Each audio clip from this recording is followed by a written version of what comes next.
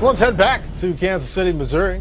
Talk about this matchup for the weekend. Our James Palmer is there. We heard Andy Reid say you got to get the fans in there, get warmed up. How are they going to get Patrick Mahomes warmed up, James? What are the expectations for him in his first playoff start?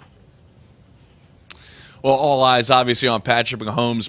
Patrick is the front runner for the MVP this season and playing in his first ever NFL playoff game. Now, what they've been telling him all week is don't do anything different. Prepare the same, do the same things that have gotten you here, but at the same time, be well aware how much faster things move in the playoffs. There's a sense of urgency in the playoffs that you have to be aware of. And I talked to backup quarterback Chad Henne, who spends almost every waking moment next to Patrick Mahomes, and he said one of the biggest things that have grown with Patrick Mahomes this season is not just what he identifies pre-snap, but the speed in which he is identifying things pre-snap, to where he said he can now get into opportunities where he can have dummy cadences, different cadences, trying to figure out what defenses are doing, whether they're in man, whether they're in zone. And obviously that's extremely important with how good the Colts have been in disguising what they're doing as a defense, specifically on the backside. That ability to recognize things quickly and knowing that things are going to happen have to happen quicker in the playoffs could be something that could help Patrick Mahomes against this Colts defense.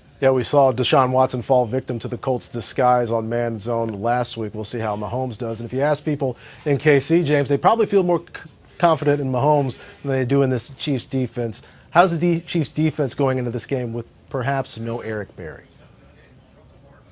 Yeah, and that's obviously a big part of it. It's not just what Eric Berry does on the field. It's obviously what he can tell all of these other Ken guys that are part of that defense, what he's seeing pre-snap. Now, he missed the last two practices, was a DNP. He's only played 2 games this season. That's week 15 and 16 because of this heel issue that's been bothering him.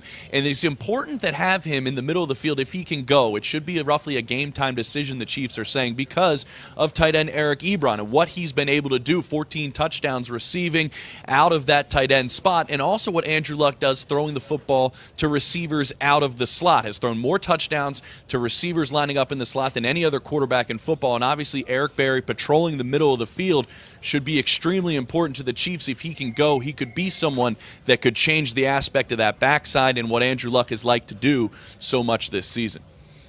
Yeah, if there's a silver lining at all, it's the fact that he missed 14 games this season, so they want to have him, but at least they're experienced at not having Eric Berry in this 2018 season. James Palmer in KC.